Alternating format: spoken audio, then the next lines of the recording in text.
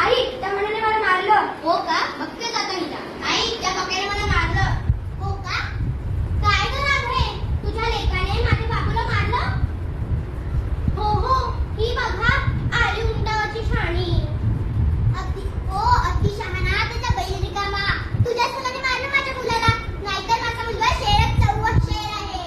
हो ग, माहितीच आहे मला. नाव